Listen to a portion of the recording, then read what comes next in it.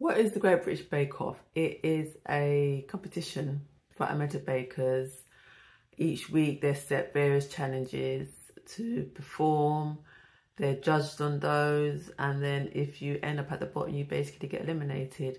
They do have theme weeks, so one week it might be bread, one week it might be, I don't know, tarts. So they do have theme weeks as well. It's been going since 2010, and I remember when it launched and it was such a big thing. It was like, wow, because there hadn't really been anything like this before in terms of baking competitions. And it quickly caught the imagination of the public, and people were just like so enthralled by it. Even people who weren't actually really that interested in baking, people absolutely loved it. And I remember thinking, this is such a good thing, because it really brought baking to the forefront of things. Because I think baking, even now, is probably still seen as being a bit kind of sort of fuddy-duddy-ish. But the Great British Bake Off, I feel, really changed that.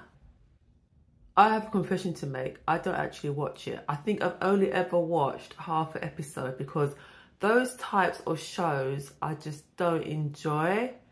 I say it anymore because, for example, The Apprentice, when it first started, I loved it. I'd watched it every week, sort of probably the first 2 or 3 series.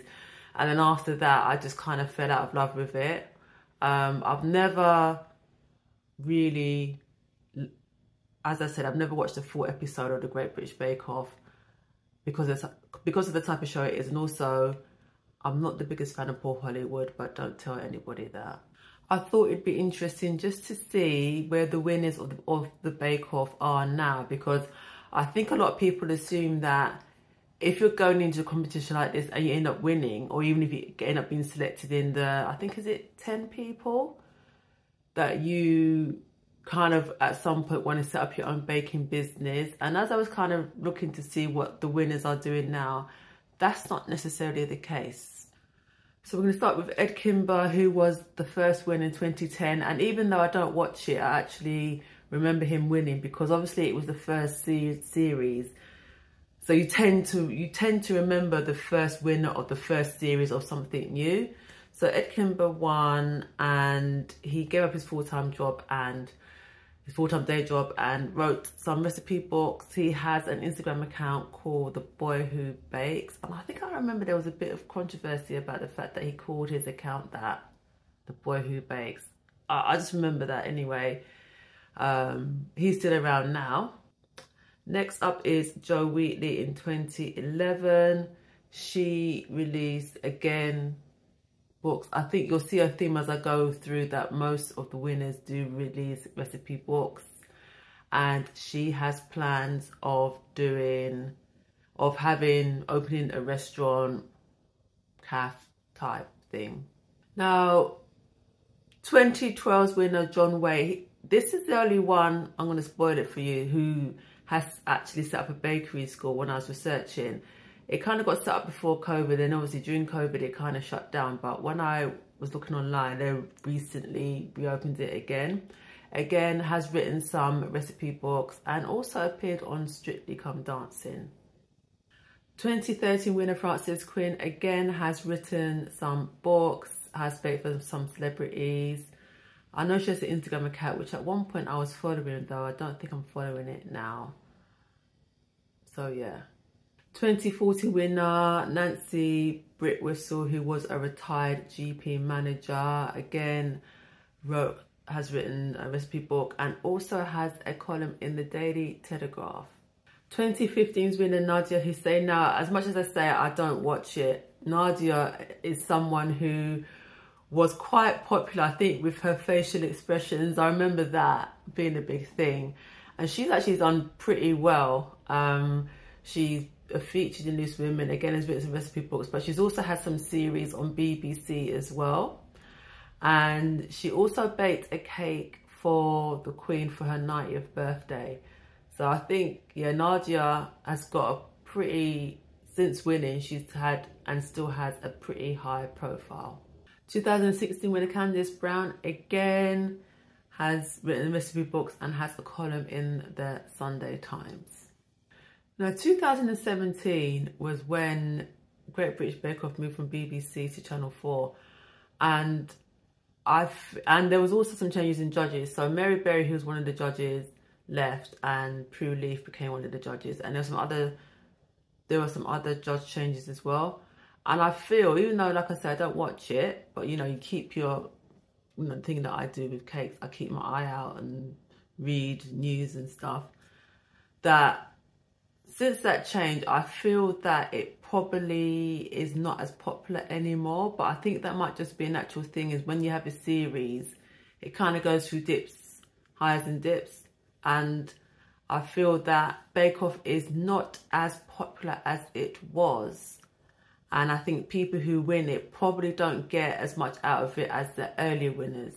I mean, we'll see as we go through the winners since 2017. So 2017, Sophie Faldo won. It seemed that she, carrying on her career, she was a track cyclist and rower. And as I was researching this, she kind of felt that she didn't benefit as much from winning. And I just wonder if it's because that people still watch Bake Off, but it just wasn't as popular as it was.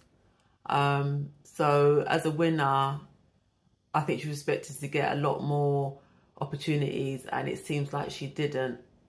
2018 winner Rahul Mandal, who still does his day job. He was an engineering researcher. He does write a food column and does occasional appearances on This Morning as a guest baker. So you can see that, as you know, a lot of other people seem to have the earlier winners kind of gave up the day job because, you know, they had all these opportunities to be able to make a full-time career from winning Bake Off. And latter ones maybe not so much, still having the day job, but still obviously, you know, indulging in their passion of baking. 2019 winner David Atherton, written a cookbook and has a podcast. I suppose we're coming into the podcast era where podcasts start to become quite popular. 2020 Peter Sawkins, he was the youngest ever winner at 20. He was actually still at uni. He finished his degree and he launched a bakery range in Edinburgh. Can't really see much more what he has done, but yeah. 2021 winner Giuseppe Del Anno released a book, does baking classes and has a podcast. 2022 winner Dr. Saibra Youssef, who was, I think still is, a cardiovascular research associate. She has really done some baking classes. Her theme was kind of sort of Malaysian, sort of British classics, but Malaysian inspired. Malaysian inspired British classics. So I think that was kind of her theme, and it's something that she still does. And then last year's winner, Matty Edgell, PE teacher. I don't know if he's still a teacher. I couldn't really find a lot of information about him. I know he's on TikTok because when I'm scrolling, he pops up on my For You page every so often. So it'd be interesting. But I think all in all, you can see the difference between the earlier winners and the later winners, in that the later winners, I feel, do not have as much opportunity as they did because maybe the interest in Great British Bake Off is not as popular as it was. And I suppose if you really want those opportunities, you kind of really have to push it. But another reason could be that, yes, I like baking, but I don't want it to become my full life. I want it to still be an aspect of my life, but I still like my day job, and there's nothing wrong with that. So those are the winners of Great British Bake Off. Let me know in the comments if it's something that you watch, that you love. Like I said, I don't watch it, but I acknowledge the impact that it's had on the baking industry. Until next time, cake lovers.